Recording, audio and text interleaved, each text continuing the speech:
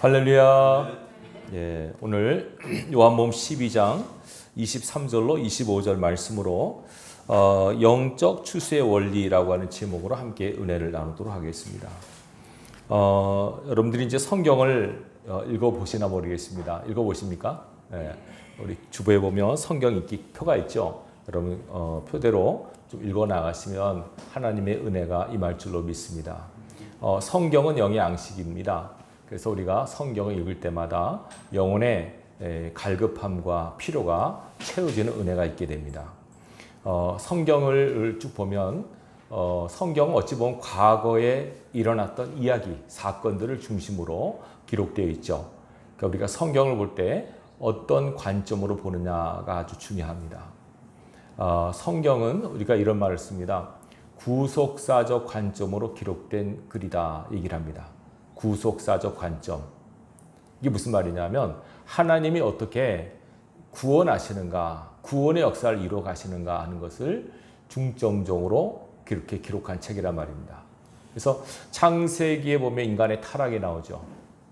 그럼에도 불구하고 하나님께서 이스라엘이라는 나라를 택하셔서 어떻게 하나님께서 타락한 백성을 구원해 가시는가 하는 것이 나와 있고, 신약에서는 예수 그리스도를 중심으로 해서 이제 본격적인 영혼의 대추수를 어떻게 이뤄갈 것인가 하는 것이 나와 있습니다. 여러분 지금은 말세라고 하죠. 여러분 들어보셨죠? 성경에 보면 언제부터 말세냐면 예수님 시절부터 말세가 시작된 겁니다. 그러니까 예수님이 지금부터 2000년 전에 오셨죠. 그때부터 말세는 시작된 겁니다. 아직 끝은 아니지만 끝을 향하여 달려가고 있습니다. 이런 관점에서 여러분들이 삶을 살아가시길 바랍니다. 자, 성경에서 말씀하는 많은 기적들과 많은 역사들이 있습니다.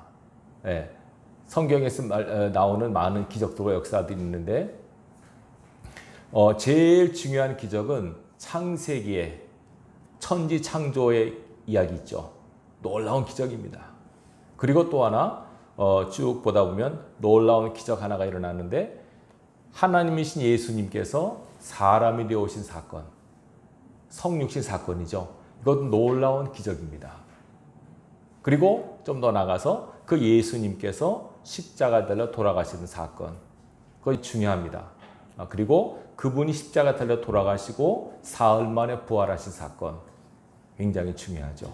그것들은 이제 이미 과거에 지나간 이야기고요. 더 중요한 것이 남아있는데, 이제 다시 오실 예수님, 예수님의 재림이죠. 그것 구속사적 관점에서 보면 가장 중요한 남아있는 사건입니다. 그러니까 우리가 신앙할 때에 예수님의 십자가에 대한 믿음, 부활에 대한 믿음, 그죠? 십자가 신앙, 부활 신앙, 그리고 다시 오실 주님의 사모하고 기다리는 재림 신앙, 이런 것들에 대해서 우리가 확실한 믿음을 갖고 신앙을 하셔야 됩니다. 그렇죠? 그래서 우리가 초림 신앙 그리고 재림 신앙, 이 신앙을 갖고 우리가 신앙을 해야만 이 세상에서 흔들림 없는 신앙인의 삶을 살 수가 있어요. 지금 우리가 교회 다니면서 여러분들이 교회에 나오면 복 받는다 해서 병 고침 받는 거, 또 물질의 복을 받는 거, 또 뭐 이렇게 여러분의 필요가 채워지고 불편함이 해소되는 거, 내 마음의 소원이 이루어지는 거 다 필요한 것들이에요. 필요 없다는 것이 아닙니다. 그러나 그런 것들은 본질이 아닙니다. 가장 중요한 본질은 예수 그리스도로 인하여 내가 구원받는다는 거. 내 구원이 가장 중요한 신앙의 본질이에요. 이전에도 여러 번 말씀드렸지만은 여러분 교회에 나와서 예배를 드리고 신앙하는 목적, 마지막 목표 지점은 천국입니다. 열심히 교회 나와서 신앙했는데 그 사람이 죽어서 천국까지 못한다고 하면은 그처럼 비참한 일이 어디 있습니까? 저는 목회자로서 우리 가운데 그런 분이 하나도 없기를 바랍니다. 여기 모인 모든 분들이 다 천국에서 그대로 만나야죠. 여기 예배당에서 같이 서로 웃고 인사했는데 천국 문 앞에서 못 만난다면 얼마나 비참한 일이 되겠습니까? 그런 일이 없기를 주님의 이름으로 축원합니다. 자, 그러기 위해서는 우리가 이 신앙적 관점, 신앙적 견해를 분명히 하셔야 돼요. 구속사적 관점에서 성경을 보셔야 되고, 신앙도 그런 목적, 그런 관점으로 신앙을 하셔야 됩니다. 자, 십자가 신앙, 부활신앙, 재림신앙. 그렇죠. 그러니까 십자가 신앙이라고 하는 것은 예수님께서 나를 위해 십자가에 달려 돌아가셨다고 하는 것을 믿는 신앙이고요. 부활신앙이라고 하는 것은 주님은 죽음을 이기신 분이고 나도 영원한 부활할 것이다 라고 하는 소망이고요. 재림신앙이라고 하는 것은 언젠가 주님이 다시 오신다. 그날은 세상이 끝날이고 그날 나는 하나님 나라에 들어간다. 물론 주님 오시기 전에 내가 먼저 이 세상을 떠나가면 천국 갈 수 있겠지만 그 주님이 다시 오신다고 하는 그 소망을 갖고 우리는 삶을 살아야 되고 거기에 초점을 맞춰서 신앙하셔야 돼요. 이해되시겠죠? 성경에 보면 영적으로 우리는 주님의 신부이기 때문에 신부는 신랑을 사모하며 기다리는 게 신부예요. 이해되시겠죠? 무슨 말씀인지. 그런 관점을 하고 신앙하셔야지 우리가 소망하는 것이 여러분이 바라는 것이 뭐 아파트 당첨되는 거고 여러분 자녀가 좋은 직장 들어가는 거고 이런 것들은 중요한 것은 아니에요. 본질적인 것은 아니란 말입니다. 필요는 하겠지만 본질적인 것은 주님이 오실 때 신랑이 오실 때 그 신랑을 맞이할 신부된 내가 준비되어 있는 상태인가 이걸 늘 여러분들이 점검하시기 바라요. 이미 저와 여러분 영적으로 구원받았지만은 그러나 혹시나 우리가 구원을 잃어버릴 수 있는 상태에 가지 않도록 우리가 주일날 말씀을 들을 때마다 여러분 자신을 점검하고 체킹하셔서 내가 부족한 것이 무엇이며 내가 또 과한 것이 무엇인가 모자란 것이 무엇인가를 점검하셔서 신부의 모습에 합당한 삶을 여러분들이 하나하나 갖춰나가는 은혜가 있기를 주님의 이름으로 축원합니다. 자, 오늘 말씀을 보면 중요한 말씀을 하시는데요. 예수님께서 당신의 십자가를 앞두고 이런 하나의 비유적인 말씀을 하세요. 자, 보십시오. 내가 진실로 진실로 너에게 이르노니 이렇게 예수님께서 진실로라고 하는 두 번 강조할 때는 굉장히 중요한 의미가 있는 말씀이에요.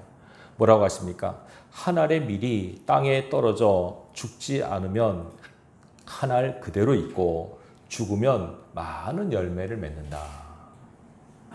한 알의 밀이 땅에 떨어져 죽지 않으면 한 알 그대로 있지만 죽어야 많은 열매를 맺는다. 이렇게 말씀하세요. 그러면서 자기의 생명을 사랑하는 자는 잃어버릴 것이요.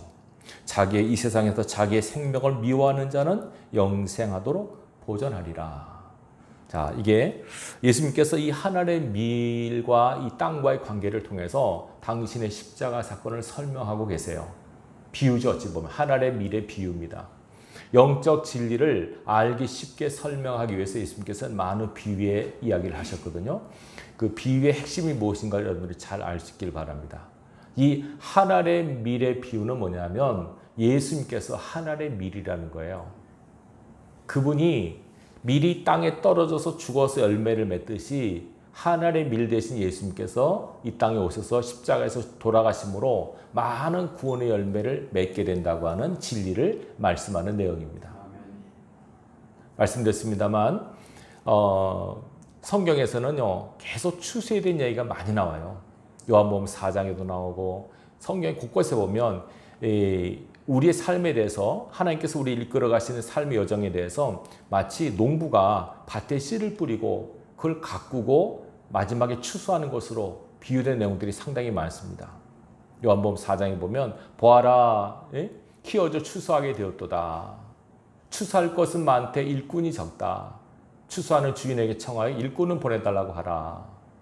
그리고 또 마태복음 13장 보면 땅의 비유를 하시면서 그죠? 그러면서 알곡과 가라지 말씀하지 않습니까? 알곡은 마지막 때 잘 서로 섞여도 자라지만 알곡은 모아 곳간에 들이고 가라지는 불사름이 될 것이다. 이런 말씀을 하세요. 자, 제가 칼럼에도 말씀드렸는데 이 추수함의 법칙 있잖아요. 이 추수함의 법칙은 굉장히 성경에서 말씀하는 중요한 진리를 말씀하고 있는데 이거는요. 이 눈에 보이는 세상은 잘 들으십시오. 눈에 보이는 세상이 있는데 지금 우리가 살고 있는 현실 세계가 있고요. 눈에 보이지 않는 또 하나의 세계가 있어요. 영적 세계가 있습니다. 여러분들이 믿건 안 믿건 간에 분명히 세계는 두 가지가 있습니다.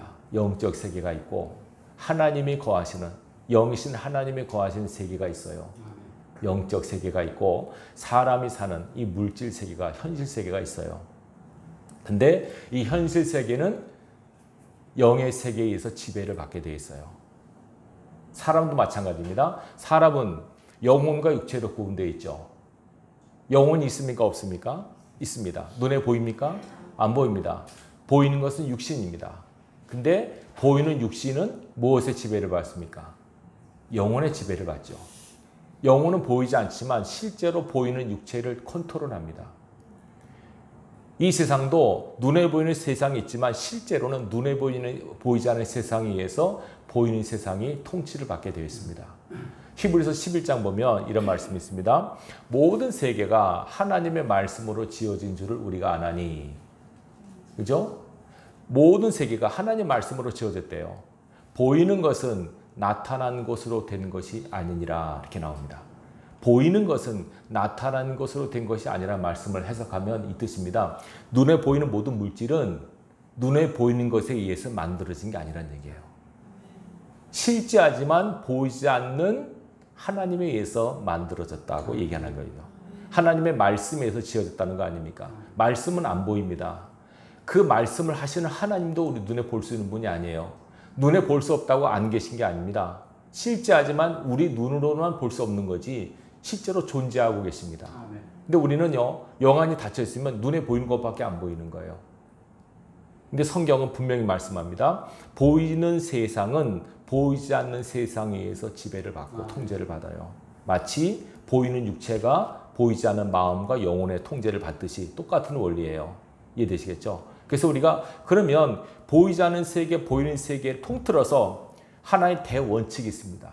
영적 추세 원리면서도 이거는 믿지 않는 사람도 다 공감하는 법칙입니다.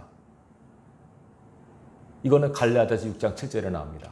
스스로 속이지 말라. 하나님은 만홀히 여김을 받지 아니하시나니 사람이 무엇으로 심든지 그대로 거두리라. 갈라디아서 6장 7절이에요. 이게 대법칙입니다. 추세의 대법칙. 심은 대로 거두리라. 뿌린 대로 거두리라. 성경의 말씀에 따르자면 행한 대로 갚으리라. 이 법칙입니다. 자기가 무엇을 거뒀다면 무엇을 심었다는 뜻이고, 앞으로 무엇을 거두길 원하면 지금 내가 그걸 심어야 됩니다. 지금 이 시각적인 면에서 2021년도 7월 18일 내가 지금 내 삶에서 무엇인가를 거두고 있다고 생각하시면 이전에 내가 그걸 심은 겁니다. 내가 만약에 기쁨과 감사와 찬양거리가 내 삶에서 펼쳐진다면 내가 그것을 심었기 때문입니다. 슬픔과 탄심과 고통이 있다면 과거에 내가 그 무엇인가를 심었기 때문입니다. 내가 아니면 내 부모가 심었던, 조상이 심었던 그 뿌린 것이 반드시 있습니다. 이것을 알면, 이 원리를 알면 먼 훗날 내가 정말 거두고 싶은 것이 있다면 지금 여러분들이 뿌리시면 됩니다. 여러분 후손이 좋은 걸 거두시길 원하신다면 부모된 여러분들이 좋은 것을 심으셔야 됩니다. 우리나라가 이렇게 복을 받은 것도 믿음의 선진들이 많은 순교의 피를 심었기 때문이고 눈물의 기도를 심었기 때문이에요. 이 심고 거둠의 법칙은 예외 없습니다. 우리나라 사람들이 이런 말하죠. 콩 심은 데 콩 나고 팥 심은 데 팥 난다. 당연한, 지극히 당연한 이 원리를 우리가 정말 깊이 생각하면서 사셔야 돼요. 성경은 말씀합니다. 무엇으로 심든지 그대로 거둔다. 스스로 속이지 말아라. 죄를 심으면서 복을 받으려고 하나?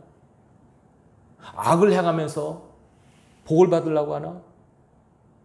그런 사람이 있으면 성경 이스라엘이 그랬어요. 그 에스겔서에 보면 하나님께서 말씀하세요. 이스라엘 백성이요, 말씀을 불순종하면서 복 받기를 원하는 거예요. 잘 되고 싶으면서 말씀을 불순종하는 거예요. 그러니까 하나님께서 이렇게 말씀하세요. 돌이키라, 돌이키고 돌이키라. 어찌하여 죽고자 하느냐. 여러분, 죽으려고 사는 사람이 있습니까? 다 살려고 하죠. 근데 하나님 보실 때는 이 사람이 죽을 길로 가는 거예요. 자기가 죽을 길로 가면서 살고 싶어 하는 거예요. 이것처럼 아이러니한 일이 어디 있습니까? 살고 싶으면 살 길로 가야 되는데 마음은 살고 싶은데 죽을 길로 가는 거예요. 그게 얼마나 어리석습니까? 하나님께서 안타까우셔서 돌이키라고 말씀하세요. 정말 살고 싶으면 살 길로 가야죠. 생명을 거두려면 생명을 심어야 돼요. 자, 더 깊이 들어가서 말씀드립니다. 하나님께서는요, 이 세상에 생명을 심으셨어요. 이 지구상에 아담과 하와 두 생명을 심으셔서 이 생명들이 다 싹이나 자라게 하셨어요. 생명의 주인은 누구십니까? 하나님이시고 영혼의 주인은 하나님이세요. 당신이 심으신, 뿌리신 이 영혼을 하나님이 거두려고 그러세요. 근데 거둬들였는데 이 생명들이 다 썩었어요. 타락했어요. 이것은 하나님 나라에 못 들어가요. 그래서 한번 하나님께서 노아 시대 때 대청소를 싹 하세요. 아시죠 여러분? 홍수로 싹 하세요. 그리고 나서 노아 가족을 통해서 새로운 씨를 심으신 거예요. 자, 이제 세월이 흘러 또 사람들이 시커멓게 타락해가요. 이제는 하나님께서 어찌할 수 없으셔서 이 땅에, 이 지구상에, 이 세상에 아들을 심으세요. 누구신지 아시죠? 네, 아들을 심으세요. 그 아들이신 예수님은 십자가를 심으셨어요. 이해되시겠죠? 십자가를 심으셨어요. 그 십자가에서 탄생된 것이 교회입니다. 교회는 그런 거로 하나님께서 거두고자 하는 영혼의 천국 창고입니다. 근데 이 적어도 교회 안에 있는 교회라고 한 창고 안에 있는 모든 영혼들이 다 하나님 나라 알곡 창고에 들어가면 얼마나 좋겠습니까? 이 교회 안에도 양과 염소가 있고 알곡과 가라지가 있다고 말씀하세요. 목사님 저는 알곡인가요? 가라지인가요? 주님 많이 아시죠? 여러분 스스로도 아마 느끼실 거예요. 나는 아무리 생각해도 알곡이야. 기쁘게 사십시오. 나는 가라지 같아. 그럼 열심히 회개하십시오. 하나님은 아십니다. 네. 내가 양인지 염소인지 하나님은 아십니다. 아무도 자신하지 마십시오. 난 누가 뭐래도 나는 구원받아. 이를 뿌득뿌득 갈면서 해도 예수님께서 난 너 모른다. 그럴 수 있고요. 주임자가 어떻게 구원받습니까? 나 같은 죄인이 없습니다. 그래도 예수님께서 내가 너를 사랑한다. 넌 내 아들이다. 내 딸이다. 그럴 수가 있어요. 아무도 자신하지 마십시오. 구원의 확신은 가지시지만 구원에 더 자신하지 마십시오. 남도 평가하지 마십시오. 구원 앞에서는 절대 겸손하셔야 돼요. 구원의 주인은 하나님이세요. 이해되시겠죠? 자, 그래서 예수님께서 이 땅에 이제 하나님의 명을 받아 이 땅에 오셨어요. 이 땅에 오셔서 구원의 역사를 이루시는 거예요. 그래서 예수님께서 하신 십자가와 부활의 사건은 구속사적 가장 큰 구속자적 사건이에요. 이것은 영혼을 추수하기 위한 하나님의 대역사예요. 그래서 오늘 예수님께서 이 말씀하시는 거예요. 하나님 일이 땅에 떨어져 죽는 이 사건은 바로 하나님께서 말세에 영혼을 추수하는 데 가장 중요한 획기적인 사건이 된 기점이 되는 사건이란 말이에요. 이것으로 인하여 영혼이 추수하느냐, 다시 말해서 알곡이 되느냐, 가라지가 되느냐를 가늠하는 가늠죄가 될 사건이기 때문에 말씀하는 거예요. 뿐만 아니라 예수님뿐만 아니라 우리도 마찬가지로 이 하나님의 미래 사건을 통해서 어떻게 해야만 하나님의 구원의 은혜에 들어갈 수 있는가, 천국에 들어갈 수 있는가 하는 것을 말씀하는 내용이기도 해요. 자, 제가 아까 모든 세상의 법칙에서 가장 중요한 법칙, 심고 거둠의 법칙 말씀드렸죠. 그렇죠? 거기에 따라서 잘 들으세요. 하나님은 생명을 거두기를 원하셨어요. 그러니까 생명을 거두기 원하려면 뭘 심어야 될까요? 생명을 심어야죠.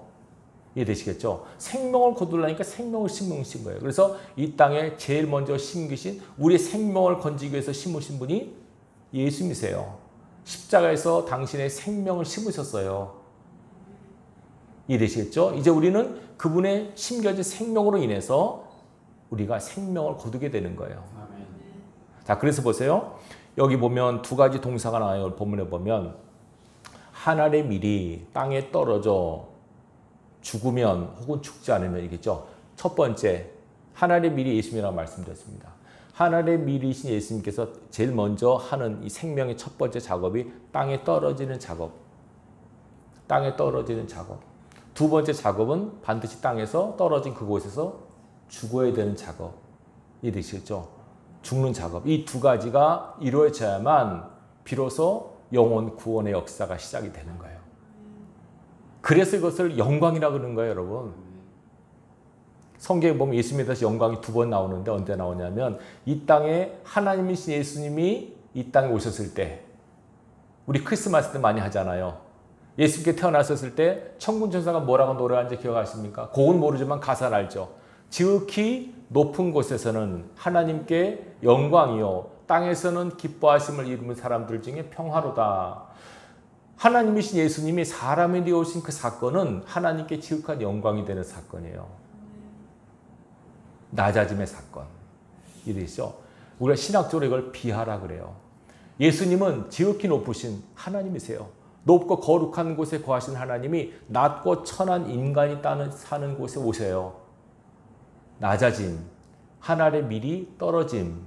이것이 제일 첫 번째 과정입니다. 이 과정이 반드시 중요합니다. 제일 먼저 하나님께서 원하시는 것은 예수뿐만 아니고 우리도 마찬가지입니다. 구원의 역사를 이루기 위해서 제일 먼저 낮아짐의 과정이 요구됩니다. 하나님 밀이 거기서 계속 밀에 붙어 있으면 안 되죠. 반드시 땅에 떨어져야 돼요. 이 떨어진 것도 두 가지가 있어요. 스스로 떨어지느냐, 스스로 낮아지느냐, 아니면 낮추시느냐. 여러분, 하나님이 낮추시길 원하십니까? 스스로 낮아지길 원하십니까? 네, 그렇죠. 하나님 낮추시면 피곤합니다. 하나님 낮추시면 고통스럽습니다. 스스로 낮아야 됩니다. 스스로 낮습니다. 예수님은 스스로 낮게 되셨습니다. 지극히 높으신 하나님께서 낮고 천한 이 땅에 인간의 모습을 하고 오신 이 사건, 이것을 우리가 비하라고 말씀드렸죠. 이것을 우리가 성경적 용어로 말하면 이것이 낮아짐이요, 이것이 겸손함입니다. 하나님께서 제일 기뻐하는 마음 바로 겸손한 마음이요. 이걸 여러분들이 잊어서는 안 됩니다. 자, 출애굽한 이스라엘 백성이 광야 40년을 돌잖아요. 40년을 도는 첫 번째 이유가 뭔지 아십니까? 광야 왜 40년을 돌았습니까? 성경에 보면 그 백성이 가나안 땅을 정탐하고 와서 보고를 하죠. 10명은 부정적 보고를 하고 2명은 긍정적 보고를 하지만 이스라엘 백성은 누구를 택합니까? 부정적 보고를 한 사람을 택하고 막 난리를 칩니다. 슬퍼하고 통곡하면 막 원망합니다. 하나님께서 그걸 들으시고 분노하셨어요. 너희가 40일 그 정탐한 그 날수의 하루를 1년으로 하면서 40년을 광야에서 돈다. 그래서 우리 광야 40년은 겉에 보면은 하나님 말씀에 불순종한 사람의 죄값을 치르는 기간이에요. 그런데 본질적인 게 있어요. 신명기 8장 2절에 보면 이렇게 나옵니다. 네 하나님 여호와께서 광야 40년을 돌게 하신 것을 기억하라. 이는 너를 낮추시며 너를 시험하사 여호와의 명령을 지키는지 아니 지키는지 알고 싶어 하심이라. 이렇게 나와요. 그러니까 광야 40년을 돌게 하는 본질적 이유는 뭐냐면 그들의 마음을 낮추시기 위함이에요. 이 낮아짐이 굉장히 중요합니다, 여러분. 팔복 있죠, 팔복. 첫 번째 복이 뭔지 아십니까? 심령이 가난한 거예요. 그게요. 8가지 복 중에 최고 복입니다. 심령이 가난한 거. 마음이 낮은 거. 같은 의미예요. 왜 하나님께서는 이 낮은 마음을 찾으신 줄 아십니까? 하나님은요, 높은 데 계시지만 또 가장 낮은 데 계세요. 우리가 보세요. 우리가 높은 데 가기가 쉬워요? 낮은 데 가기가 쉬워요? 다시 말하면 우리가 뭘 취하러 갈 때 땅에 있는 걸 짓기 쉬워요? 공중에 떠다니는 걸 짓기 쉬워요? 땅에 있는 걸 짓기 쉽죠. 그죠? 그러니까 지극히 높으신 하나님 우리가 만날 수 없어요. 그 대신에 또 한 번 하나님 만나면 가장 낮은 곳에 가면 돼요. 하나님 말씀은 내가 지극히 높고 거룩한 곳에 거하며 또 가장 낮은 곳에 거한다고. 하나님 두 곳에 계세요. 지극히 영광스러운 하나님은 천국의 영화로운 곳에 계시지만 동시에 가장 낮고 천한 곳에 계세요. 그 하나님을 만나기 위해서 우리가 마음이 낮지 않으면 안 돼요. 자, 그러면 제가 말씀드릴게요. 마음이 가난하다, 마음이 낮아졌다, 이 말씀 뭔지 아십니까? 이걸 뒤집어 말하면 마음이 높은 사람이에요. 잠언 21장 4절에 보면 이렇게 말씀하고 있어요. 눈이 높은 것과 마음이 교만한 것과 악인의 형통한 것은 다 죄이니라. 마음이 교만한 거 있잖아요. 눈이 높은 거 있잖아요. 다 죄래요. 악인의 형통한 거 있잖아요. 다 죄래요. 악인도 형통할 수 있어요, 여러분. 참 못되고 나쁜 사람도 돈 많이 벌고 잘 살 수 있어요. 근데 죄래요, 그게 다. 그리고 마음이 교만한 거, 눈이 높은 거, 다 죄라는 거예요. 이해되시겠죠? 하나님은 마음이 낮아지길 원하세요. 그러면 보세요. 왜 40년 동안 광야를 돌면서 왜 하나님께서 낮추길 원하셨는가? 자, 이스라엘 백성이 광야 돌면서 제일 많이 한 태도가 뭡니까? 환경과 여건에 대한 불평, 불만, 이거죠. 잘 들으세요. 마음이 높은 사람은요, 마음이 높은 사람, 교만한 사람의 특징이 뭔지 아십니까? 불평, 불만입니다. 여러분들이 내가 마음이 높았나 낮았나 점검하는 딱 한 가지 방법은 내 지금 삶의 현장이 내 마음에 안 듭니까? 그러면 죄송합니다. 마음이 높은 겁니다. 마음이 높으면요. 상황이 마음에 안 들어요. 그래서 두 가지가 나와요. 불평. 불평이라고 하는 것은 어떤 상황에 대한 투덜거림이고요. 그 다음에 한 단계 더 나쁜 원망이 나와요. 자, 부인이 밥을 차려줘요. 남편이 밥을 먹는데 아, 반찬이 왜 이래? 진짜 맛이 없네 하는 것은 불평이고요. 왜 음식을 이따위로 해요? 라고 부인한테 하는 것은 원망이에요. 이해되시겠죠? 이 불평, 분만은 영적으로 마음이 교만해서 그래요. 하나님께서 이스라엘 백성이 툭 하면 원망하잖아요. 이게 뭐냐, 이게 뭐냐, 맨날 이러시고 나왔잖아요. 물이 없다, 뭐 먹을 게 없다, 뭐 그때가 좋았다. 자꾸 그런 거 하는 것은 하나님 보실 때 마음이 높기 때문에 그래요. 그래서 그 마음을 낮추시는 것이 광야 40년의 이유예요. 지금 우리가 영적으로 광야의 삶을 살고 있습니다. 하나님은 교만한 걸 싫어하시고 겸손함을 기뻐하시기 때문에 예수님도 겸손하세요. 그분이 친히 겸손을 보이셨잖아요. 하나님께 사람이 되어오신 거. 그리고 십자가에 달리신 거. 그처럼 낮아짐이 어디 있습니까? 최고로 낮아진 거죠. 그래서 성경은 영광이라 그래요. 오늘 23절에 나오지 않습니까? 인자가 영광 오를 때가 왔다고. 다시 말해서 내가 십자가에서 죽을 때가 왔다. 그게 바로 하나님께 영광이 되는 거예요. 낮아짐의 극치가 영광이라는 겁니다. 우리는 높아지면 영광되잖아요. 세상 사람도 그래요. 높아지면 영광됐다 그러잖아요. 합격했다, 좋은 데 들어갔다, 승진했다, 영광이라 그러죠. 박수 치죠. 근데 죄송하지만 하나님 나라는 그게 아닙니다. 하나님 나라의 반대입니다. 낮아짐이 영광입니다. 그런데 이걸 오해해서 그럼 목사님 가난하게 되는 게 영광인가요? 아프게 되는 게 영광이 그런 의미가 아닙니다. 제가 말씀한 낮아짐이라고 하는 것은 마음의 상태. 이해되시겠죠? 여러분들 물질 목을 많이 받잖아요. 높은데 승진하잖아요. 다 좋은 거예요. 근데 거기 있을 때 그 상태 여러분 마음이 제일 중요한 거예요. 내가 어떻게 이런 자리에 감당하나? 그 마음이 낮은 사람이에요. 아, 내가 이런 것 한 자리 찾아도 될 사람이지 뭐. 이러면 마음이 높은 거예요, 그게. 여러분, 제 말이 아닙니다. 결혼정보회사에서 하는 얘기입니다. 요새 나이 든 총각, 노총각들이 많잖아요. 결혼 못 한대요. 여러 가지 이유가 있지만 결혼정보업체가 그 얘기하더라고요. 너무 요 사람은 눈이 높습니다. 너무 눈이 높다는 거예요. 텔레비 틀어보세요. 다 예쁘고 멋진 남자만 다 나오는데 딱 선거를 하는데 아이고 이런 비교가 되잖아 벌써. 나는 멋진 남자 여자를 꿈꾸는데 현실 앞에 내놓는 사람은 비교가 되잖아요. 마음에 안 든다는 거예요. 마음이 너무 높아요. 옛날에 어떻게 결혼한 줄 아십니까 여러분? 그냥 첫날 밤에 얼굴 본 사람 많아요. 그런 사람 많아요. 첫날 밤에 얼굴 봤어요 여러분. 옛날에는 자고 나서 부인 얼굴 처음 본 사람도 있어요. 어른 양가끼리 다 교회에서 당신 집 딸, 우리 집 아들 결혼시킵시다. 어른께서 한번 그래 결혼시킨 거예요. 이혼했어요, 안 했어요? 잘 살았어요. 지금은 고르고 골랐는데도 이혼이 넘쳐나요. 교만해서 그래 죄송하지만 마음을 낮추셔야 돼요. 이 설교 듣는 총각 처녀 여러분 마음을 낮추시기 바랍니다. 너무 마음이 높아요. 마음이 하나님께서 높은 눈, 높은 마음을 싫어하세요. 이 떨어짐이라고 하는 것은 낮아지는 겁니다. 여러분 하나님 앞에 마음을 겸손하게 드셔야 돼요. 내가 왜 어떻게 겸손한 교만한 말씀드렸죠? 내 환경이 불평행됩니까? 투덜됩니까? 그건 교만한 겁니다. 어떤 환경이든 감사함으로 받으세요. 이것은 어쩌면 비교의식 때문에 그래요. 누구는 저렇게 잘 사는데 누구는 저런데 자꾸 비교하니까 혹시라도 그 비교하는 마음이 그거 못 고치시면 비교를 하되 여러분도 훨씬 못한 사람 비교하십시오.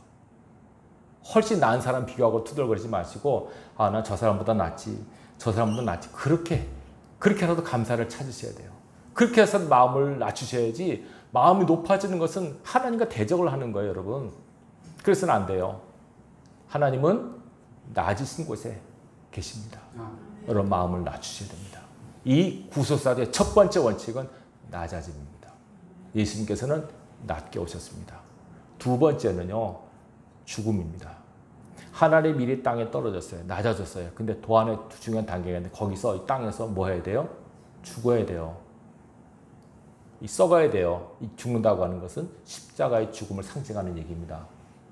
만약에 안 죽으면 그냥 하늘 그대로 있는 거예요. 근데 죽어야만 생명력이 드러나요. 근데 여러분 보세요.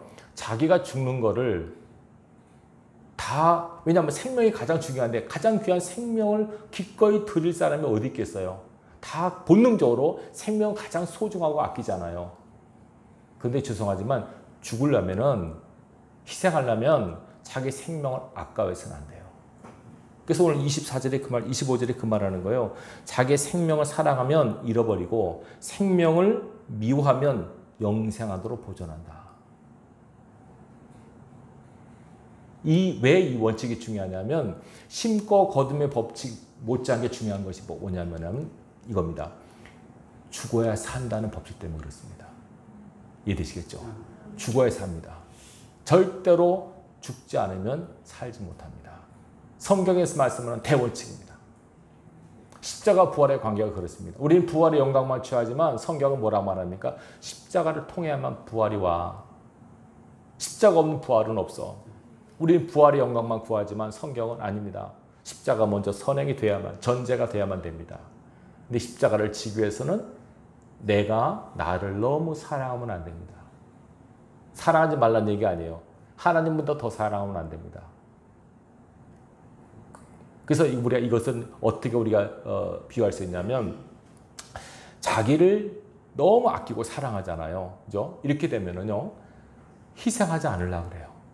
손해보지 않으려고 그래요. 그래서 이 십자가라고 하는 것은 결국 뭐냐면 희생과 섬김을 뜻해요. 희생과 섬김을 해야만 나도 살고 저도 살아요. 예수님께서 십자가에서 당신의 몸을 아끼지 않으셨어요. 자기 목숨을 아끼지 아니하시고 우리 모든 사람을 위하여 내어주시니까. 그죠? 자기 아들을 아끼지 아니하시고 그 아들과 함께 모든 것을 우리에게 왜 은사로 주지 않겠느냐. 예수님께서 자기 생명을 안 아끼셨어요. 그 섬김과 희생의 정신, 거기로부터 생명의 역사가 나타나는 겁니다. 이 원리를 여러분들이 꼭 기억하시기 바라요. 이것도 마찬가지예요. 요새 사람들이 희생하려고 안 그러죠. 손해보려고 그러지 않죠. 희생과 섬김은 기독교의 기본 정신이에요. 이것이 바로 생명을 구원하는 놀라운 능력이 되는 겁니다. 이 두 가지 원리를 여러분들이 잊어서는 안 됩니다. 첫 번째는 낮아짐, 그리고 희생함. 이것이 바로 나도 살고 남도 살리는 영적 대추수의 원리와 법칙입니다. 한 알의 밀이 땅에 떨어져 죽지 않으면 한 알 그대로 있지만 죽으면 많은 열매를 맺는다. 첫 번째 단계, 떨어짐의 낮아짐의 과정 꼭 필요합니다. 여러분 하나님 낮추시기 전에 스스로 낮아지시기 바랍니다. 그리고 죽는 것도 하나님을 죽이시면 피곤하지요. 여러분 스스로 죽으셔야 돼요.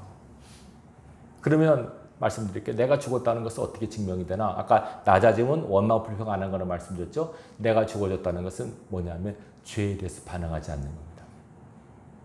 죄로 유혹합니다. 우리 달콤하게 유혹하고 두려움으로 겁박하고 합니다. 그때 전혀 죄의 유혹에 반응하지 않는 것이 자기가 죽었다는 뜻입니다.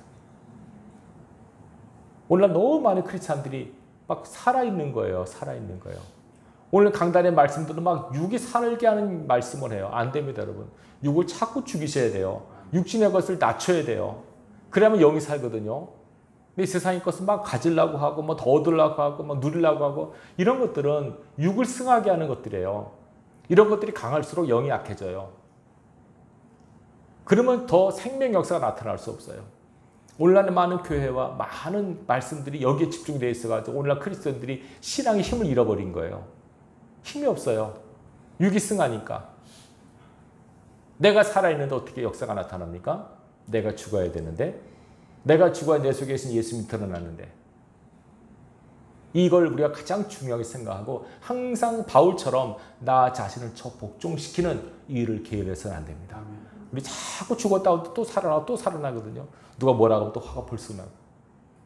제가 봤을 때 이 자기 산 특징이 뭐냐면 이 화내는 거 있잖아요. 고집 부리는 거, 혈기 내는 것이 자기가 살아있는 사람의 특징이에요. 여러분들이 막 그렇게 고집을 부리거나 쓸데없는 일에 고집 부리는 사람 많아요. 그리고 막 혈기 내거나 이런 것들은 내가 살아있다는 표시예요. 이해되시겠죠? 그러면 목사님 뭐 살다가 화도 한번 낼 수 있는 거지. 낼 수 있어요. 근데 조심하셔야 돼요. 모세는 잘 나가다가 한 번 화내서 가나안에 못 들어갔어요. 그렇죠? 근데 예수님께서 화내셨어요. 언제 화내셨어요, 예수님은? 딱 한 번이에요. 성전이 더럽혀질 때, 거룩이 훼손될 때, 진리가 왜곡될 때, 그때는 여러분들 분노하셔도 돼요. 그런데 내 소원대로 이루지 않고 내가 원하는 대로 뜻한 바도 이루어지 않다고 화내는 것은 하나님 기뻐하는 화가 아닙니다. 의분이 있긴 있어요. 그렇다고 뭐 아무 때나 화내면서 나는 의분이야 이러지 마시고 정말 거룩이 훼손되거나 진리가 왜곡될 때 그때는 분노하실 수 있어요. 그렇지만 우리 삶에서 아무렇지도 않은 일에 화를 내거나 뭐 투덜거리거나 하는 것은 아직도 내가 낮아지거나 죽어지지 않았다는 표시가 돼요. 내가 이 말씀을 드리냐면 이것이 가장 중요하기 때문에 그래요. 정말 천국 백성이면 천국에 들어가려면 이런 조건들이 갖춰져야 되지 않습니까? 이 두 가지 영적 주세 법칙을 기억하십시오. 땅에 떨어지는 미랄처럼 여러분 낮아지십시오. 하나님의 낮추시기 전에 스스로 낮아지십시오. 가난하거나 병들란 말이 아니라 여러분 마음을 낮추셔서 항상 감사로 환경을 받으십시오. 마음이 들거나 안 들거나 무조건 감사하십시오. 그게 마음이 낮은 사람의 표시고요. 그리고 어떤 상황이든지 인간이 혈기를 부리지 마십시오. 화를 내지 마십시오. 누가 뭐라 그러든 반응하지 마십시오. 내가 죽었다고 하는 것을 증명하십시오. 하나님 앞에. 그럼 바로 그 사람의 낮아짐과 죽음을 통하여 새로운 역사가 일어납니다. 그도 살고 그 주위의 사람도 살아납니다. 교회가 그렇게 된다면 지역에 살 것이고 우리나라 교회들이 그렇게 된다면 이 나라가 살 것이에요. 이걸 우리가 기억하시고 이것이 왜냐하면 성경에서 말씀하는 삶의 법칙이에요. 그래서 하나님께서 이 법칙을 따라 충실하게 생명을 거두기 위해서 생명을 심은 거예요. 낮아지시고 죽으시고 그래서 하나님께서 다시 살리셔서 그로 인하여 부활의 첫 열매가 되게 하시고 많은 사람들의 영혼을 구원하는 대추수의 장정을 여신 거예요. 교회는 이 하나님의 천국 창고예요. 여러분 다 알고 있는 줄 믿으세요. 저는 믿고 있습니다. 그렇죠? 잘 알고 잘 사십시오. 여기 나중에 하나님께서 너 가라지하라고 툭 쳐내버리면 끝나는 겁니다. 그럴 사람 아무도 없기를 바라요. 그러기 위해서는 이 두 가지 과정, 낮아짐 그리고 자기를 죽음, 자기 부인 이거 여러분들이 꼭 명심하시고 한시도 여러분 자신을 더 복종시키는데 게을리하지 마시기 바랍니다. 저도 계속 살아납니다. 어떨 때는 화도 나고 어떨 때는 원망이 나고 그래요. 사람이니까 그렇죠. 그럴 때마다 회개하고 자기를 죽이려고 하고 전 그럴 때마다 금식을 해요. 그럴 때마다 하나님 내가 또 무슨 죄를 졌네요. 죄송합니다. 또 금식을 하고 저는 그 방법밖에 없어서 그밖에 안 되더라고요. 예. 여러분들이 그걸 기억하시고 항상 여러분 속에 있는 나 자신과 싸우셔야 돼요. 그 누구도 아닙니다. 나 자신과 싸우십시오. 그래야만 여기서 승리가 여러분 삶에서 승리를 가져올 것이고 여러분의 승리가 하나님의 승리가 될 것이고 하나님의 영광이 드러나는 귀한 통로가 될 것입니다. 은혜가 될 주님의 이름으로 축원합니다. 기도하겠습니다.